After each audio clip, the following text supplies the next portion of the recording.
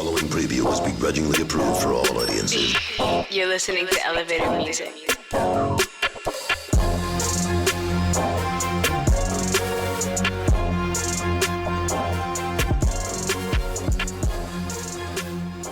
Welcome to Forward Thinking, presented by the Professional Collegiate League.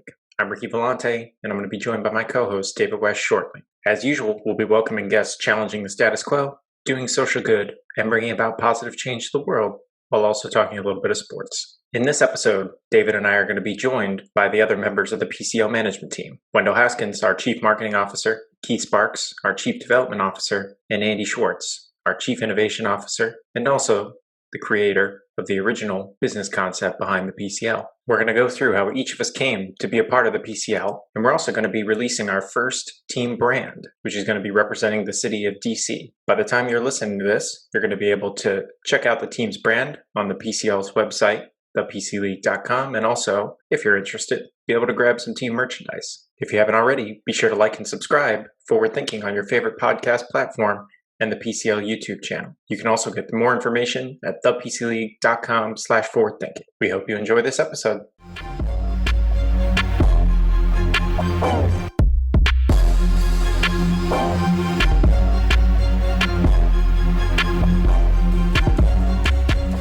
Welcome back to Forward Thinking. I'm Ricky Vellante, and today I'm joined by the entire PCL team. We've got David West, Wendell Haskins, Andy Schwarz, and Keith Sparks.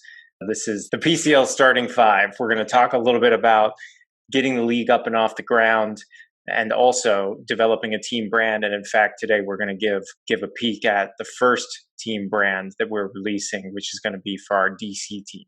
So with that, we're going to kick it off with Andy, the original founder of the idea that was at the beginning, the HBCU League.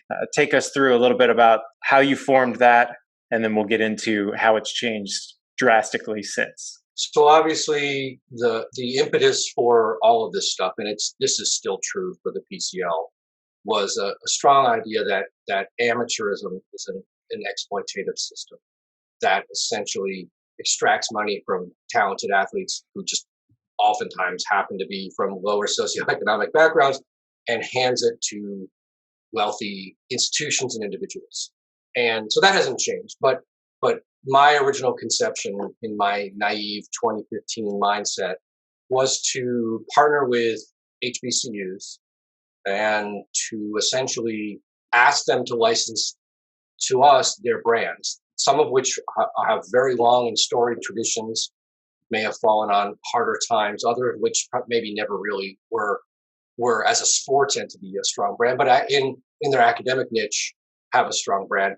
And to allow us to essentially glom onto that existing brand value and then build it in a mutually beneficial way. So we could have, Fisk University is an example of a school that we talked to. No one knows Fisk as an athletic institution. They're in the NAIA, but we thought that we could help essentially like ratchet them up while ratcheting ourselves up. Obviously, we came to a point where after we really found that the HBCUs weren't interested in partnering with us, we had to make a change. And that's what the name of the league evolved and the name of the teams evolved too. They're no longer going to be, like our DC team could have been, maybe, Howard, but it's not going to be in this world. And instead, we're going to be building a brand, our own. From an investor point of view, that has pluses and minuses. On day one, people know what Howard is. People aren't going to know what our DC team is on day one. But in the long run, as an investor, when you buy into something where you're developing your own intellectual property, it has the advantage of that all of the money that you put in to building that brand, you're reaping the return. Whereas in the HBCU model, and this was fun from the point of view that we knew that every dollar we put in was going 50 cents-ish to the HBCU's value and 50 cents-ish to us. And we were okay with that. That partnership made sense. But in some sense, this one is a better value proposition for an investor coming in looking for a return. Yeah, and I think to echo your point there, what a lot of people didn't necessarily realize about that initial model is that all the funding for the salaries was going to be externally done.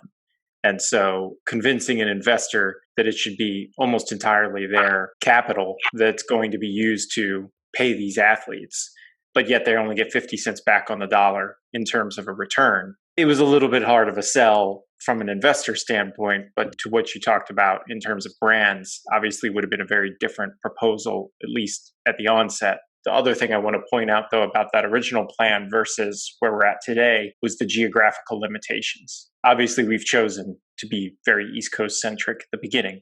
That's only the first phase where we are hoping to have a national presence when the league reaches its full-blown steady state. But geographically speaking, tight partnerships with HBCUs would have pretty much limited us to the southeast elbow of the country forever. I know there's Wilberforce in Ohio, and there's some others spread out across the Midwest. But yeah, we would not have been able to reach some critical markets that we otherwise will now be able to reach. But with that, next up we had Keith was I guess technically the third to join since I was the second. Keith, and you coming on board, obviously you have quite a few family members that went the HBCU route. So I know that was an initial draw to you, but what else pulled you into originally HBL, now PCL universe?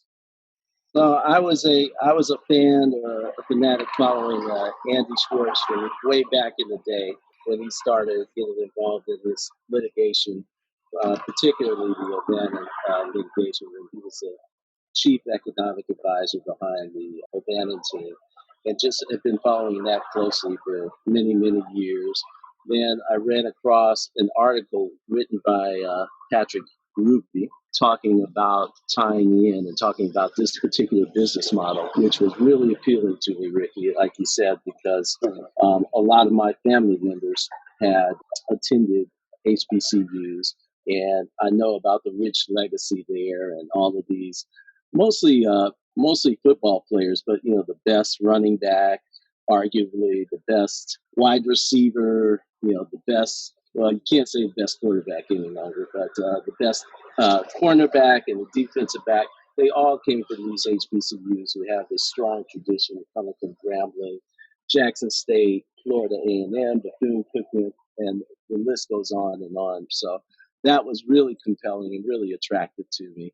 I'm still somewhat bitter, if you will, or disappointed that we weren't able to capitalize on that marriage. But I'm still looking forward to some of the participants in our PCL still going to HBCUs and drawing attention to those wonderful schools in that direction. So it's definitely a labor of love for me. I look forward to extracting some real value in these young men, and hopefully young women down the line will realize the value that they carry and the power that they carry during their college years. Awesome.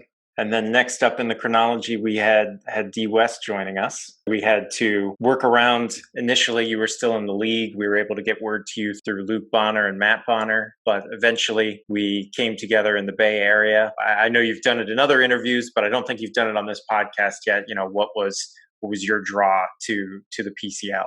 It's really easy. I mean, it's it's something that I was passionate about in terms of wanting to see fairness at the collegiate basketball level, and overall the collegiate space. Recognize that this is one of those things that if you think about it or if you're talking about it, it's just quite not enough. So I just wanted to be, for me, it was wanting to be involved with a group or an organization that was working toward figuring out a way to end the dilemma and the exploitation of collegiate athletes at the collegiate level. Just so happened to be in basketball, right, which to have a background in. So that was really what drew me in, into this venture and into the now PCL. I, like a lot of other people, when I first heard the historical basketball league, I thought about maybe it was a retired players thing or something involved, something like that. But after I got a chance to get an understanding of what it was that was going on, it really fit with sort of who I was. It looked like something, felt like something that could really help me continue to mature. And I put my energy as I walked away from the game, but put my energy towards something that could be beneficial in the long term and in the future for athletes. For those, the younger members of our audience, you were you were a heck of an NBA player, but you're also a heck of a college basketball player. Now, I know not to date you too much, but you've told me that bobbleheads and mouse pads, I believe, were some of the primary things that the university sold with your name and image on it. But so even back in the early 2000s, at a university mid-major school like Xavier, they were pulling in a decent chunk of change on your NIL rights, weren't they? Yeah, yeah. I didn't, and I really didn't understand, that while I was in it. It wasn't until I was out of school and done with it that you realize my face was on the side of a bus selling cell phones for whatever one of the sponsors were for the school. So you don't realize this stuff, and that's one of the that you face now with these younger athletes is they don't understand what they're actually in, because as a 15, 16-year-old, you're literally just you're inundated with sort of the propaganda and the idea of just going to the school and you having a love for the game while everybody else has an eye to get paid. It was really something that, as a young player, you don't really think about. But in my case, personally, I realized and sort of saw what it was after I was gone. And then once I got into the NBA and realized that I started to get a deeper understanding of what the business of basketball was, I'm like, wait a minute, there's no difference between what's going on in the NBA and the collegiate level. It's only the guys in the pros get paid and the college guys don't. So that was sort of the connector for me. And it wasn't until you got to Indy, right, where you realized like how many people involved in the game are getting paid, beyond just the players. Right. Yeah, it was Indianapolis, and at that time the NBA had started to do more educating around the business of basketball. So it was at that point where you realize, and then also it being the home base of the NCAA, you realize how many people are employed, how many businesses are attached to the entire system, and ultimately the players are the guys, the labor, the guys that produce all of the system, produce the profits and the benefits of the system, are the ones left out, of the tangible benefits, which is the money. Yeah. And so just as the pandemic was kicking off, we added the fifth member of our starting five, Wendell Haskins. Wendell, you and I, we only met once in person. It was at the All-Star game on a very cold, very, very cold night in Chicago. But nevertheless, after that conversation and a couple of others following, you decided to join the team. I sure did. It really resonated with me, for several reasons. One, being an avid sports fan, basketball in particular, and also growing up in a civil rights household, right? My dad being a National Urban League person for 40 years, really up until his death, who always advocated for equal rights, equal labor, housing, and things of that nature. That was kind of baked into my DNA in terms of that value. And then, I worked with the NBA. I worked in, high level in sports, worked with the PGA of America in marketing. But for me, being a diversity and inclusion practitioner, right?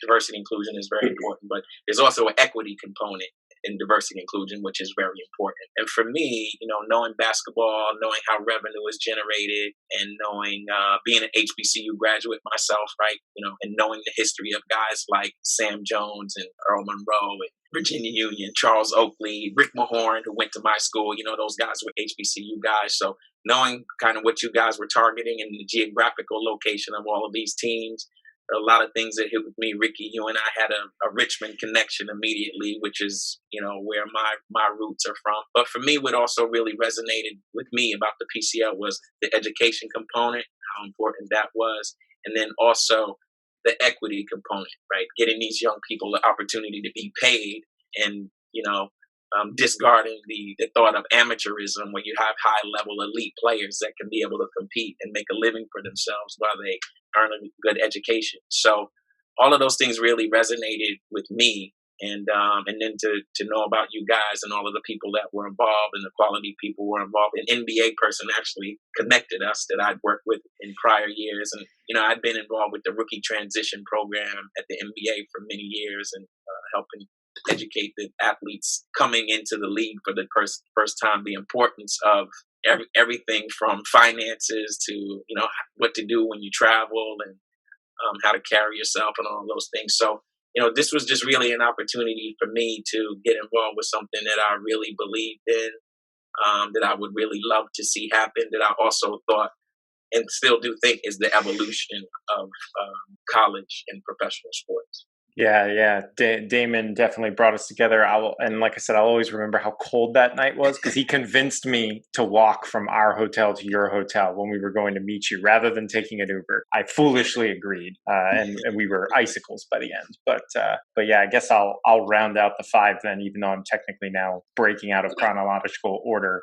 My understanding from Andy is I was the first person to read his original plan, which was to have the HBCUs break away from the NCAA and have this for-profit focused, private funded opportunity. I was the first one to read it and say, not only did I think it could work, but I actually want to help you make it a reality. There may have been alcohol involved in that process, but nevertheless, I was the first one to, I think, say I wanted to be a part of it. And so what resonated for me was, having been a college athlete, not at the level that David was, I was a D2 baseball player, but during my time in college, tore my UCL, had Tommy John surgery, also stretched my labrum my senior year of high school due to significant overuse, which that injury also kind of carried through college with me as well. I got to bear the brunt of misuse by coaching staffs and then sort of just being discarded to the side once you pick up a significant injury. And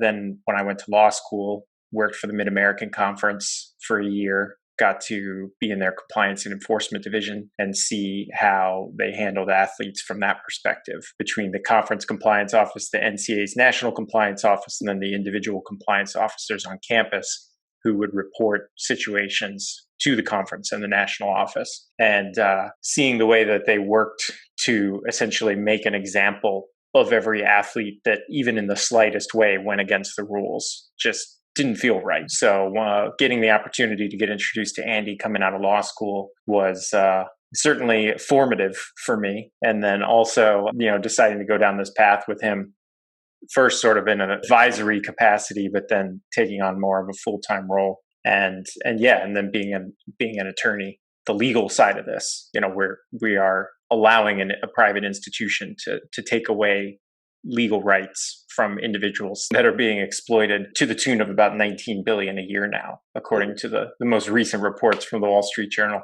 But with that, now we're going to turn the page a little bit and focus on the actual team brands part. So Andy already alluded to the original idea of tapping into the brands, some that were really powerful, a Howard, a Florida A&M, a Grambling, brands that would have been immediately recognizable. And we felt like we could have worked together to sort of bring them back to where they were. Once that decision was made where that was no longer a possibility, Andy, I'll start off with you again. How did that process initially play out in terms of, we've chosen our cities, we have our 8, but now how the heck are we going to pick team names for these eight cities? Well, as I remember it, we all came up with our best ideas. One of our investors begged us to do a focus group with a person that he knows who does focus groups. And that focus group came up with some crazy bad ideas, some of which were taken.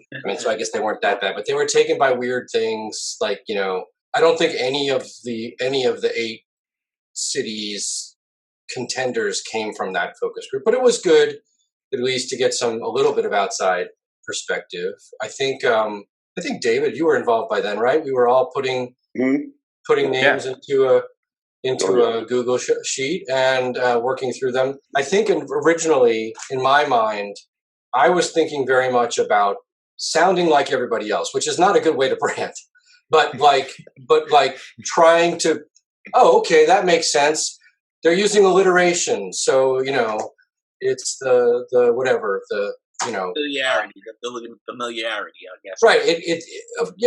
There's the Philadelphia Phillies. So of course, it has to have that same sound and things like that. And I think it was Ricky said, what we should do is we should find something that everybody from a city knows is true about that city, that really resonates about the city, but that might not be necessarily the first thing that an outsider thinks of. And that'll allow us in some sense to immediately connect with that market and show we care and we have roots in it. And I think some of that may be because, like, both you and Wendell have Richmond roots. David has Raleigh roots. like you three feel that already. And I don't have any roots. My family moved around all the time. So I guess Boston is the closest I can come to that. But I think that was really important and an important shift. So I don't know, do you want me to like show an example of something that we came up with, sort of a generic brand? Yeah, go ahead. I know you got the mugs ready. Yes, when we were first doing these, I would make a mug for each one just to sort of get a sense for what it would feel like. This is an idea we had for DC, the DC Supremes and the Supreme Court, and Supremes as like the excellent people and stuff like that. But it's super generic, and it's talking about Washington, DC and its role as the nation's capital, and not as an American city that has people who live in it and go about their business every day. You know what I mean? And like, there are 9 people on the Supreme Court. Young people, right? And having a bunch of brothers say they play for the Supremes, that means something else in Black culture, man. Well, that's. I was thinking Diana Ross, but yeah. No, I'm old enough, but it was a direction that was fine when we started, and then Wendell came in. Wendell has a marketing background. In theory, I do, but I'm not good at it. That's why diversity of thought is important, Andy. For sure. Okay, like we just have to say it. It was weird for me to come up with an idea to work with HBCUs. Right? I don't have an HBCU background. I didn't grow up in the South. I'm not Black.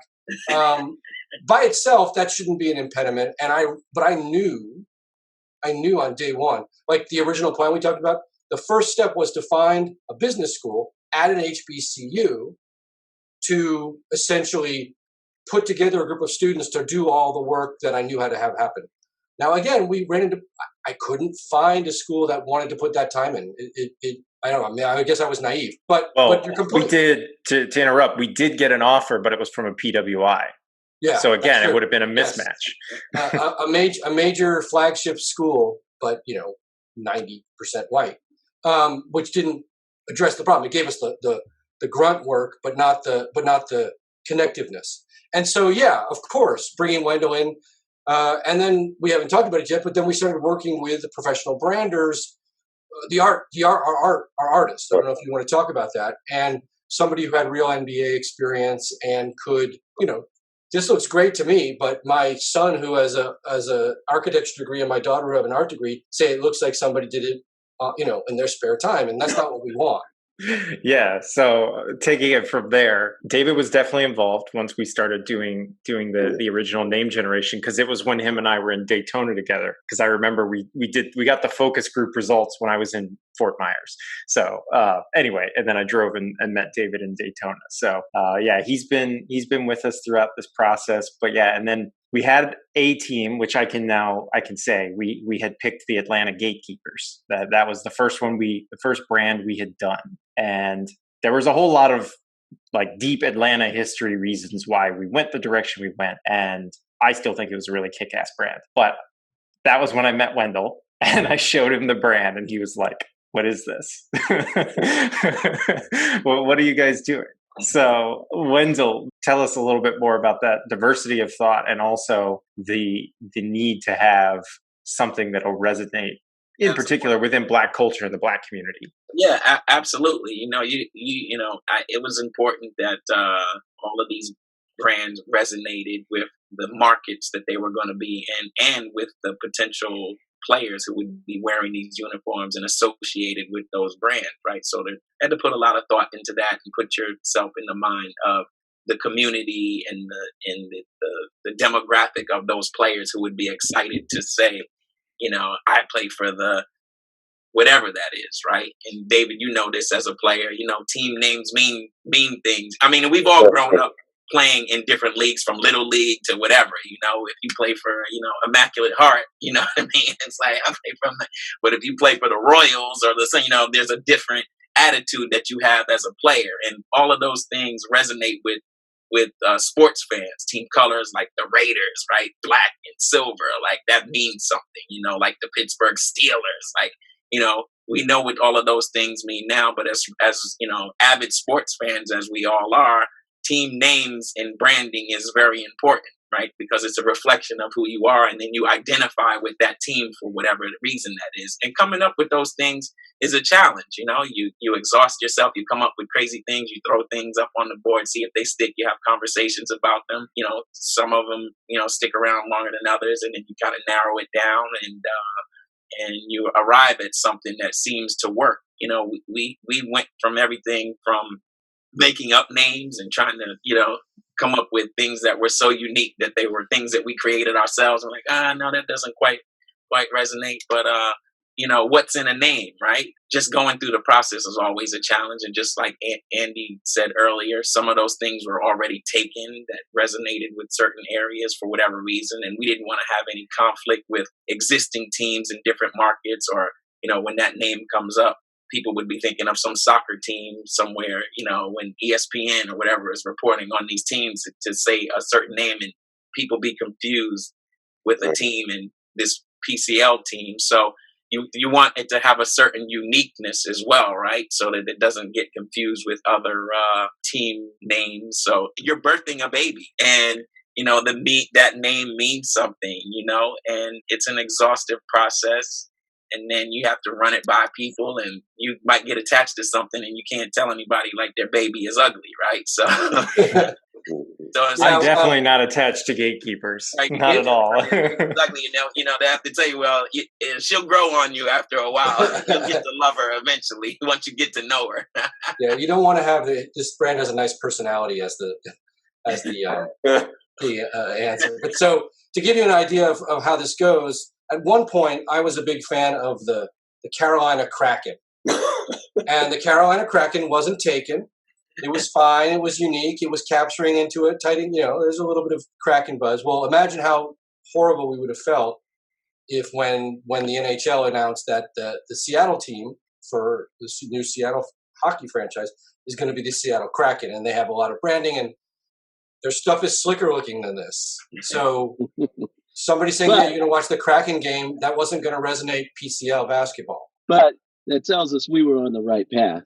We do have some skill. I think that's right. And to really hit on the parameters that Wendell was hitting on, at the onset we said no name that is a top collegiate basketball program, no name that is an NBA team, no name that is in a professional league that plays the same sport as us or plays at the same time of year as us. So you've got the WNBA, the NWSL, the NBA, the MLB, the MLS, all eliminated right out of the gate. And plus all the top collegiate programs. Like, we've already eliminated like 400 or 500 names now. And there's a reason why those are being used, just because for the most part, they're good. So, that's where you've got to start digging deep. And that's where, at least for me, it led to a lot of historical rabbit holes in terms of research into each of these cities. And in some of those markets too, Ricky, there are local teams that are very popular. They might not be in, but it could be their AAU team or their local high school, big high schools. High schools and things of that nature that may already exist in those cities that you want to stay away from too, that you don't want to have any conflict with, and go in and say that's already our local high school team's name. So it's quite a process to be able to arrive at the name and then translate that into a great logo, and that's another thing. You come up with a concept, and then you have to conceptualize what would a great brand logo look like for this. And you have to kind of think that all the way through when you're coming up with the name, because you want a great graphic and a great brand logo to represent that name. And we went through that process as well. And of course, we had a great designer who's also designs for the NBA, which, he's an incredibly talented designer who brought a lot of those things to light.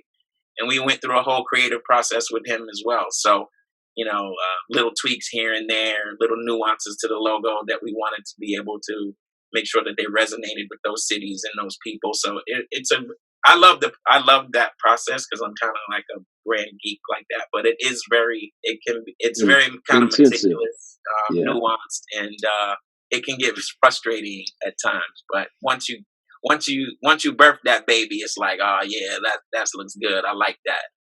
Throw that on the effort. Yeah. And not to pull the lawyer card, but doing the legal clearance process, that's another factor at play, because we had, like the Atlanta Empire. Like that was a name I really liked that I thought, we could have built a solid brand around. But like the top youth lacrosse organization in Atlanta is called the Atlanta Empire, and they already have AtlantaEmpire.com. So it's like, from that standpoint, do we want to risk on the legal side going into a market, grabbing a name that may not be like federally registered with USPTO, but like, do we want to open ourselves up to potential litigation as an upstart sports league? No, nobody wants to be in court, but especially a new company doesn't want to be in court. So David, bouncing it back over to you, I mean, you already touched on, players want to play for their certain brands and teams that people are attracted to, but like really how important is that within the player's psyche to be like excited about the brand and the team gear that you're wearing? Well, I mean, I was going to say when Andy was talking about his Supremes logo, is that, a big thing is for players to want to wear, the stuff that the team is throwing out. There are teams that guys don't like wearing the stuff, but then there are teams that guys really, dig the logo. The stuff is sleek. It's the right color. Like I don't see many guys, rocking the Utah Jazz stuff. I know that's a classic brand, but, guys wearing the Bulls stuff, guys wear Chicago Bulls stuff all day long. They'll even wear the polos and stuff. You know what I'm saying? Because that's a brand that, particularly from the basketball world, that you want to be associated with. So there's definitely strength in having a brand that people, particularly your players, because again, when your players are comfortable wearing the sweats, wearing the hats, wearing the T-shirts and things around the city, people, constantly see it. Every time they're in interviews and the guy has on his team stuff. That's why, the NBA league, like the NBA mandates, the guys wear stuff in certain environments because it's important that, players and people associated with these franchises are seen in the gear and the apparel. And even the NBA isn't totally insulated from criticism on that side, because I remember Damon, who again brought Wendell to us and is on our advisory board. Damon talked about when he was still in the league office, the struggle for the NBA to sell the Pelicans name. Like no one was excited about that to say we're going to be the New Orleans Pelicans going forward. But now it's sort of just become, it's accepted. I'm not going to say it's like a top brand or anything. I still don't think anybody's excited. But yeah, I mean, they've birthed the baby and they love the baby, but yeah, it's a nice personality. Right, it's a great personality. So yeah, it's so Wendell, for us as the league, how important is it to hit not necessarily a home run with everyone, but at least a double or a triple on every team? Oh man, it's super important, for all of them. I mean, we put a lot of thought into all of them. Obviously, you want every team. And you think about the amazing cities that we're in. We're in strong cities. Philly. I mean, Philly's a big sports town. Baltimore, which is a big sports town. And in doing this, in my life's walk, I know people from all of those towns. All of those cities, right? So it's different between Philly people and Baltimore people. Baltimore people differentiate themselves from DC people. Right. Richmond people don't consider themselves part of the DMV. You know what I mean? It's very different from Northern Virginia. The Northern Virginia people think they're like DC people, there are all of these nuances in the culture that are very important. Norfolk people aren't Richmond people, you know what I mean? We have those two teams in Virginia. And then, you get to the Carolinas, who are all their own people. You got big basketball in Carolina from, Duke to UNC, obviously, Charlotte Hornets and things like that. But, and they stand alone as a basketball mecca all of their own, right? Because that's elite basketball in Carolina. And then you got Atlanta, who they have their own swagger, all their own, and, their own attitude and things of that nature. So when you're coming up with those brands, you picture these particular people in your mind and you give the brand like those character traits that would resonate with those people from those areas, right? Because the Atlanta people are not like the Baltimore people, right? They have a different swagger, they have a different code, they have a whole different, dress code and dialect, and all of that kind of stuff is very important. So it's super important, you want a Baltimore guy to feel that guy, girl, or whatever, to feel that relationship with this brand that resonates with Baltimore, right? Same thing with Philly and wherever it's from. So it's really super important. And you almost have to insert yourself as a native of that town and try to let it come through you to be able to come up with the right thing for that city. It's really what drives brand recognition and the importance of making sure those brands resonate with the communities. So it's super duper important. Yeah, I've certainly enjoyed channeling myself as a local rather than actually being one. I know the Richmond brand was like pulling teeth for us. That one by far took the longest, but that one we'll be dropping that one in about 6 weeks. So I'm excited to release that one. But so with that, at least for those that watch this podcast instead of listen to it, you're going to get the benefit of seeing the brand here now. So the DC team going forward is going to be the DC Stealth. Wendell, you want to take us through a little bit how the brand came to be? Oh, absolutely. I mean, DC being a city of government and secret service and, having this, espionage mystique to it, we wanted to create something that related to that. DC folks are stealthy moving type folks. We wanted to make sure that it represented kind of the DC culture. That all black on black is pretty hard and representative of how DC folks kind of carry themselves in a cool, stealthy way. You see the DC is still in the logo over there, Ricky, right?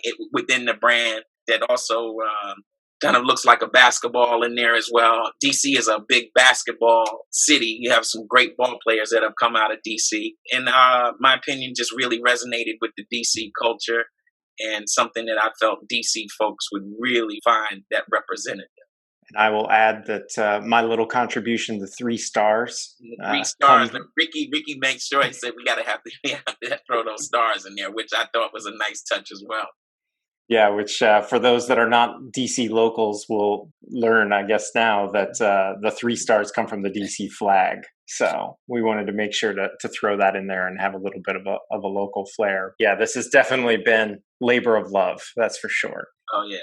And people maybe didn't know it, but David has been spoiling the logo alert this whole podcast. He's wearing. Oh yeah, I sure am. Huh? Yeah, David, for like 2 weeks. Yeah, just a smidge so people can see what it looks like on a hat. Yeah. Did that work? So it's put a little you're good. Put a little. Yeah. Okay. Yeah, so the stealth gear will be up and available on the site starting when this episode drops. So yeah, and I'm especially excited about the monochromatic look. That the raised black lettering on the all black jerseys is going to look sick. Yeah. What are the options that people can buy as of this moment? So they'll be able to purchase hats. We'll have snapbacks and stretch fit hats available. There will be masks, a couple different variations, and we will be adding more mask options. We should have so there's going to be a small logo version, a larger logo version, and then there's going to be a step and repeat version as well. So, and then we'll have a t-shirt, and we hope to be adding a couple of other products here in the not too distant future, a long sleeve shirt, as well as possibly sweatpants and or shorts. So all that will be available on the PCL's website. But yeah, we're super excited, and just so everybody knows, we're going to be releasing the next team in about 3 weeks. So it'll be the week after Thanksgiving, and most likely that's going to be Baltimore. Yeah. So it'll either be Baltimore, Richmond, or Carolina. Or Charlotte, excuse me. I can tell you that with 100% certainty. It will be one of those 3 cities. And they're all coming out, though. Yeah, eventually they're all going to be out. And Andy, I'll ask you this one last question before we wrap up. Why release one team at a time instead of group releasing? Oh well, we want to really extend suspense period, but no. I mean, in particular, I remember when the XFL. I've lost track of which version of the XFL it was, but I think it's XFL 2.0 came out on a single day with all of their teams, all 8 teams. And first of all, those teams made our mugs look brilliant for the most part. They were really bad. No shade there. No shade. The only one that I really liked was the Battlehawks, but I still don't know what a Battlehawk is. And anyway, what I experienced was no matter, I liked the Battlehawks. It was okay. No matter what, somebody hated one of them. At least one of them. And hate is such a powerful force.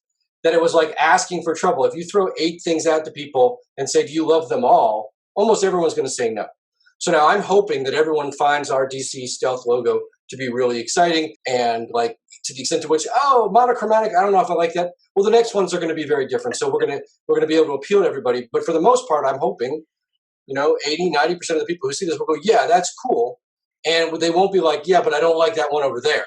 And so we essentially get everyone to focus on one at a time, and hopefully enough people like it enough that we can really start to make some waves. Exactly. We want each brand to be judged on its own as opposed to be judged in comparison to the group as an entirety. Obviously, that'll happen eventually. You can't have 8 Chicago Bulls. Like you're not going to have 8 brands that are all that good.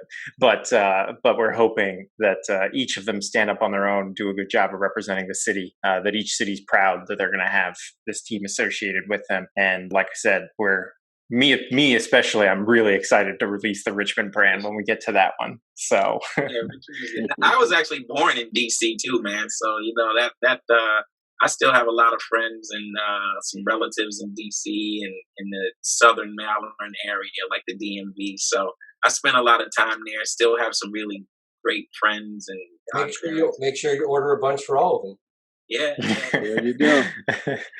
No, I was just going to say my 20-something kids have all chimed in and said that this DC Stealth one was fire. So I know it's going to go like fire. Yeah, so. that one, it's tough. Yeah, I can't put my finger on why, but I don't know why you would do not a monochromatic color scheme for DC. Like for me, it just fits. I don't know why, but that's the one city where it's like, this makes total sense. The other ones are, to Andy's point, there's a lot of vibrant colors involved in some of the other brands. So this is going to be the only one that's like this, but we wanted it to stand on its own in that way. Well, guys, appreciate the time. I know we see each other a lot already, so especially enjoy having a conversation more so in this context than our usual down to business focus, but appreciate it. And otherwise, we'll all be talking soon. Right. Appreciate it, guys. Right. Hey, man, good to see everyone. Absolutely. You guys stay out of trouble. Yeah. No promises. Do as I say, not as I do.